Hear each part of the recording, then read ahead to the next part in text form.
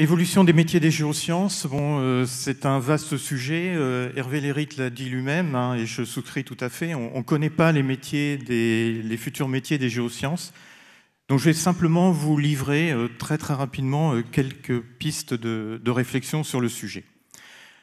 Alors je crois que tout d'abord, il est intéressant de replacer les géosciences dans leur contexte global, en particulier macroéconomique.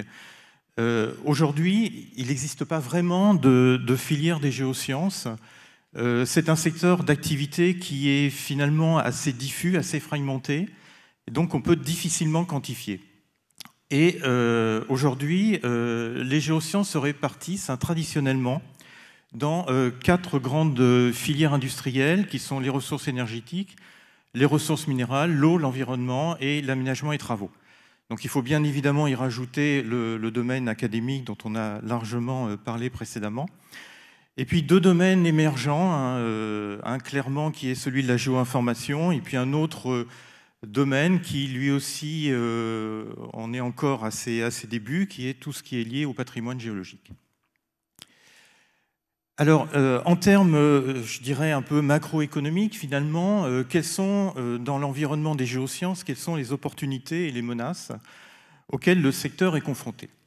Bon, classiquement, il y a tout ce qui est lié à l'économie, hein, c'est tout bêtement la loi de l'offre et la demande, en particulier tout ce qui est lié aux fluctuations des prix des ressources énergétiques et des matières minérales.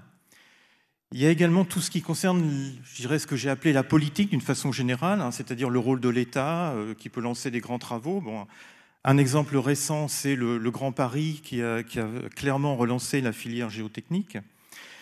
Et puis tout ce qui est réglementation, etc., qui peut aller dans le bon sens, mais qui peut aussi aller dans le mauvais sens, en particulier avec un code minier qui se fait attendre depuis de très nombreuses années. Il y a la société, hein, ça j'en parlerai, hein, c'est les problèmes de ce qu'on appelle l'acceptabilité sociétale, hein, c'est-à-dire que les gens de la société civile sont de plus en plus partie prenante dans les projets qui impliquent les géosciences. Il y a la technologie, hein, clairement, la révolution numérique, on en a déjà parlé, les ruptures technologiques, hein, qui sont certainement en grande partie des opportunités aujourd'hui pour les géosciences. Et puis la croissance des pays émergents. Alors ça, il faut pondérer ça parce que en fait, les pays émergents, il y en a qui se portent bien, mais il y en a d'autres qui aussi ont des difficultés.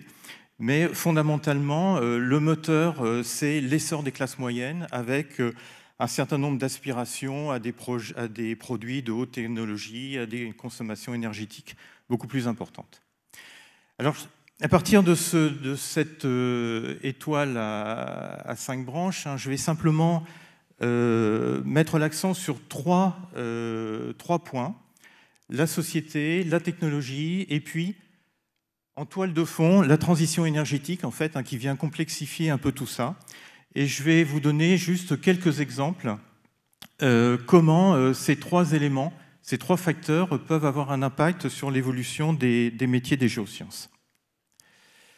Alors la transition énergétique, c'est un sujet qui a fait l'objet d'un colloque que la SGF a organisé au mois de mars à l'université Pierre et Marie Curie. Et il en ressort 2 éléments importants. Il y a clairement une filière qui est aujourd'hui la filière de la géothermie, qui est émergente, alors qui a des difficultés, mais qui petit à petit se développe.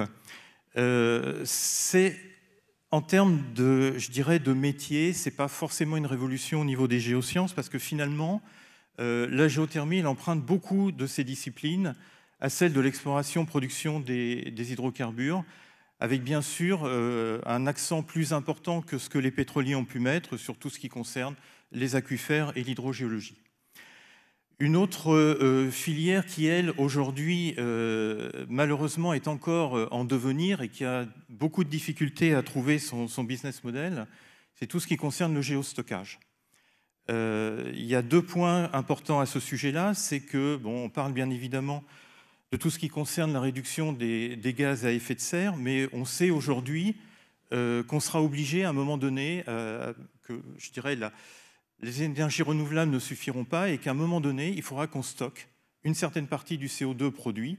Et une façon de le stocker, c'est de justement de l'enfouir dans le sous-sol, alors soit au niveau de réservoirs, qui peuvent être des réservoirs, par exemple, déplétés d'anciens champs d'hydrocarbures. Mais également, une donnée nouvelle, c'est que les énergies renouvelables qui sont produites à partir du solaire ou de l'éolien, en fait, sont des énergies intermittentes. Ce qui nécessite de stocker en fait l'électricité sous une forme intermédiaire, transitoire. Et une des solutions, c'est de faire du stockage sous forme, par exemple, d'hydrogène ou d'air comprimé dans des cavités. Et donc là, on s'adresse à une autre géologie qui est un peu différente de celle des réservoirs, qui en fait est la géologie des cavités, qui nécessite, alors ces cavités, ça peut être des cavités de dissolution des évaporites, ça peut être des anciennes cavités de galeries de mines, etc. Et donc ça fait bien évidemment appel à d'autres compétences que celles de la géologie des réservoirs. Alors le deuxième point, après la transition énergétique, c'est évidemment la révolution numérique et les ruptures technologiques. Bon, ça, on en a déjà parlé dans les présentations précédentes. Il y a tout un tas de nouveaux métiers qui sont en train de se créer, alors qui sont autour du data management, du management des applications, on parle même de numériciens, de tout ce qui est lié à l'accès et à la représentation de l'information. Bon, c'est ce qu'on appelle couramment la géomatique, qui était probablement la première discipline à apparaître dans cette révolution numérique.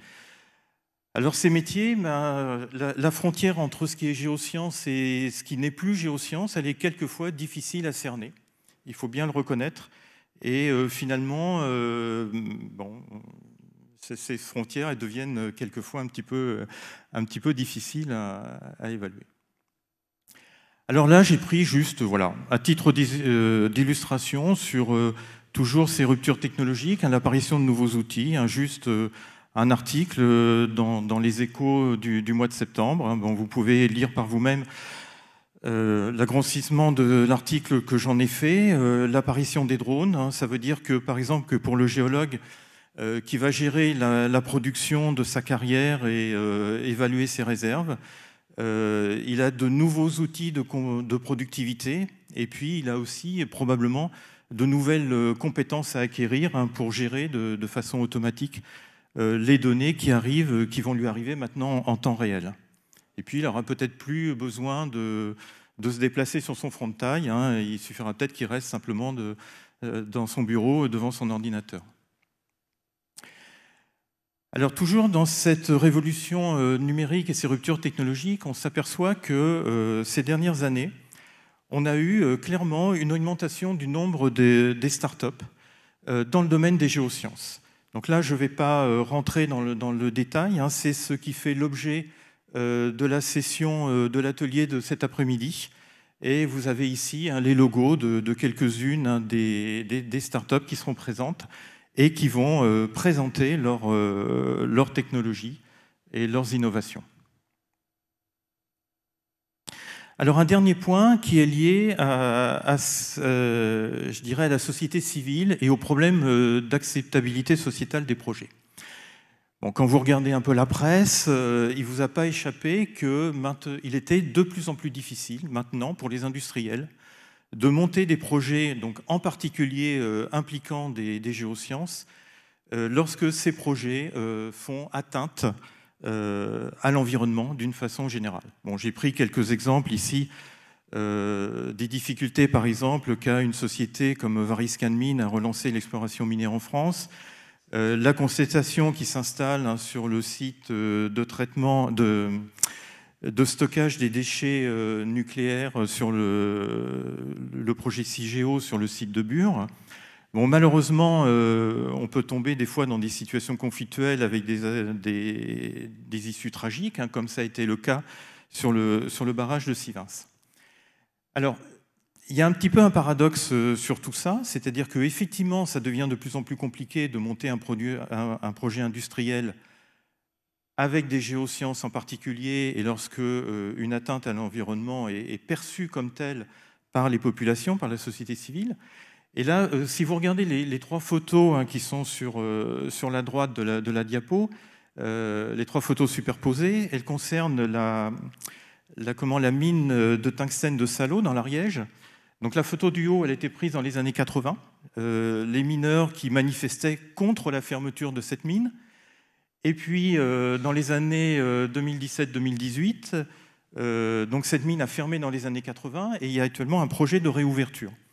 Et vous voyez sur la photo du milieu des gens qui manifestent contre l'ouverture de cette mine.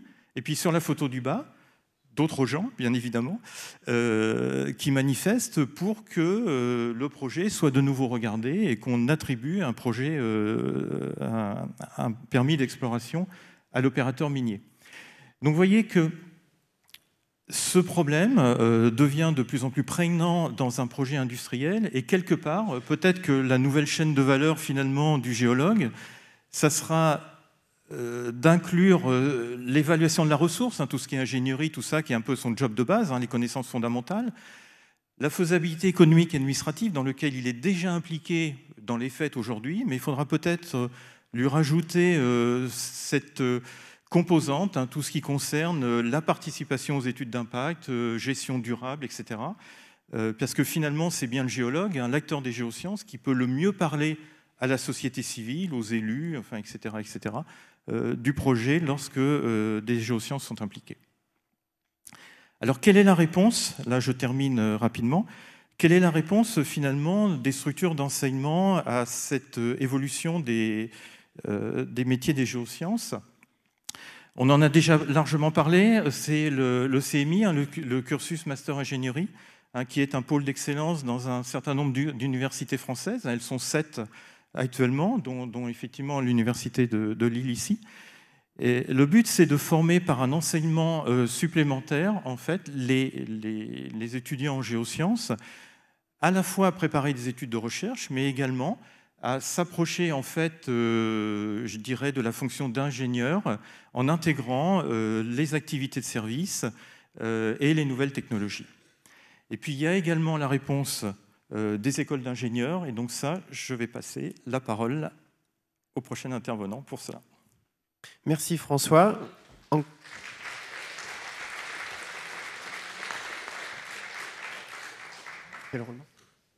Également le temps pour une petite question pour François. N'hésitez pas. Oui, tout là-bas. Rémi, justement un étudiant CMI. Oui, bonjour. Très intéressant le point que vous avez évoqué sur la sensibilité du public sur un projet économique qui intègre les géosciences. Est-ce que vous avez des idées comment on peut faire intégrer cette dimension dans la formation de nos étudiants? Est-ce que vous avez des idées là-dessus? Parce que j'ai trouvé ce point important, ça reviendra, je pense. La gestion durable, c'est une problématique très intéressante qui est déjà, si vous voulez, à l'université, mais on ne l'a pas encore intégrée, je pense en tout cas, dans la formation en géosciences. Je pense que c'est simplement, enfin, c'est une question de volonté stratégique. C'est qu'effectivement, si à la fois les universités ou les écoles d'ingénieurs considèrent que c'est un point qui est effectivement stratégique, il faut développer les cursus qui vont bien, c'est-à-dire tout ce qui est management de projets dans le développement durable, dans la gestion durable des ressources, etc. Et tout ce qui est médiation aussi, et aider les gens à avoir des compétences en négociation. Alors, ces formations, elles existent actuellement en France. Bon, par exemple, le CNAM à Paris a vraiment un cursus qui est sur le management de ce type de projet, où effectivement, il faut convaincre. Il y a tout cet aspect de convaincre à la fois les élus, convaincre la société civile d'une façon générale, du bien fondé d'un projet. Et puis surtout, expliquer les avantages économiques de ce projet et expliquer aussi quelle sera la rémédiation aux dégâts. Parce qu'il faut être honnête. On sait très bien qu'aujourd'hui, tout projet minier ou autre, dégrade l'environnement.